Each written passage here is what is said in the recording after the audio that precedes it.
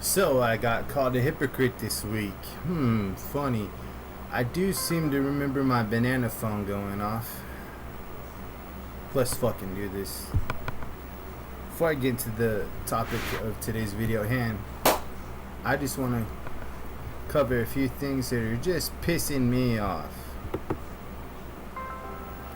I stumbled upon the comics section of a video I made by yours truly, I think 3 months ago, where I was talking about how I'm tired of how all these fucking celebrities use these award ceremonies as their platforms to spout their political horseshit upon us. And I stumbled down upon the comments and I received a notification of some nobody out there who found it necessary to dust off his caps locks and let me know its precious little opinion. Well, to that empty-headed prick, I gladly erect the middle finger. I'm a hypocrite. Okay, first of all, you fucking little cocksucker, how am I a hypocrite? When all I was doing is stating my opinion and how I'm tired of these celebrities who find it so necessary to let us know how they feel about the current political fucking tide pool of today. And all I was trying to say, well, is if Donald Trump wasn't our president, these fucking celebrities wouldn't give two shits, really. I bet you if Obama was still in office, then they wouldn't find it necessary to do this kind of shit. You don't see legends like one of my favorite actors, Clint Eastwood, doing that bullshit, do you? You don't see fucking Stallone doing that shit. You don't see Schwarzenegger doing that shit. Why? Because they're fucking already established and they don't need to do that shit. And I believe it was a few years ago where Clint Eastwood said that the millennial are a pussy generation. Well, he couldn't be more right. So again, to that empty-headed prick who got so offended by what I said, I gladly erect the middle finger. Second, I am good goddamn tired of this little fucking mush mouth jizz bag Ben Shapiro, who finds it I don't really know too much about this guy. I saw him on Joe Rogan like a few years ago. I thought I was just some other empty-headed prick spouting his political bullshit. And I'm tired of him. I'm tired of his fucking annoying, whiny, look at me, I'm a fucking rich boy fucking voice. I want to run his face over with a push mower. So, now that I got that out of the way, I'm going to present you with today's video topic at hand. I recently got a record player. Finally, I've been wanting one forever. I finally bought one.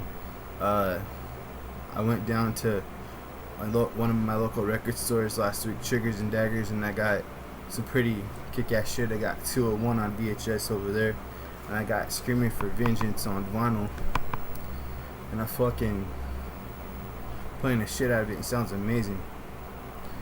But that's not going to be what today's video about. But it's so fucking cool to like have one now, because it's like going back in time.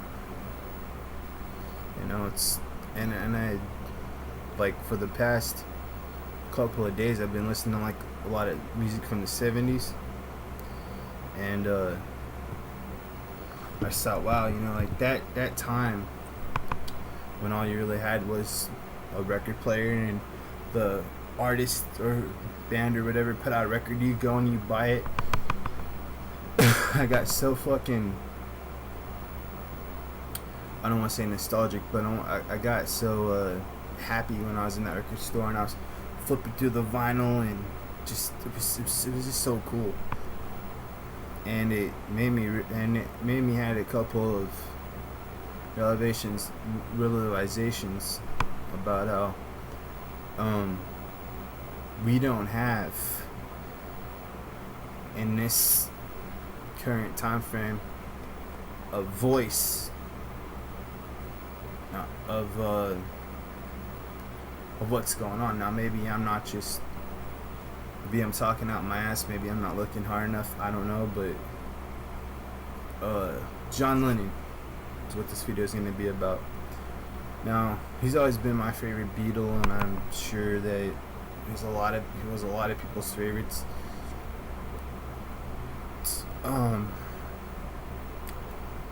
I was listening to one of my favorite podcasts last podcast on the left. Great fucking podcast, highly recommend. And they did a 2-parter on Mark David Chapman, the fucking little fucking fat tub of shit who killed him. And I've always loved John Lennon since I was a kid. I think I like him solo stuff a little bit more than the Beatles. To me, he always seemed to be the best. And I just really realized like how much of a voice he was on that time period. Now, Yoko Ono and fucking some of the things he was doing, that's neither here or there. I can't stand Yoko Ono, but he was such a fucking important voice for that time period, and I really breaks my heart that it's been how he was killed like 9 years before I was even fucking born. So he was just such a talented fucking brave soul, and you know he wrote this amazing music after the Beatles in a very short time frame, and he walked it like he talked it. And there's not a lot of people who you can really pin on that, who can say, yeah, they walk it like they talk it. James Hetfield, Lemmy, you know, those are just a couple examples who walk it like they talk it. Now I realize that Metallica's still around. There's still fucking great bands out there, but a lot of my favorite bands, aside from Metallica and all that, are fucking getting old, retiring, fucking dying. I mean, it scares the shit out of me, to be honest with you. It's like, and I just feel like instead of it being like in music nowadays, maybe it's YouTube or someone with a platform who is speaking about how shit is. Whereas back in John Lennon times, back in the times when John Lennon was alive, he was kind of that voice, and still can't pinpoint why he was fucking killed. My belief was that Mark Chapman was just a fucking nobody, a little bitch fucking cocksucker who thought John Lennon owed him something, or thought he was a traitor or whatever the fuck, and he sought out to do it, and because of the Catcher in the Rye and all that bullshit. Well, fuck that shit. I'm surprised in the, how long has it been now, 37, 38 years since he's been dead, since all that happened, that how has Mark David Chapman survived this long in prison, and how has someone not done something to him, even when all that went down? That surprises the shit out of me. I mean, just imagine if John Lennon was alive today. What would he be doing now? What would music? What amazing music would he have made? After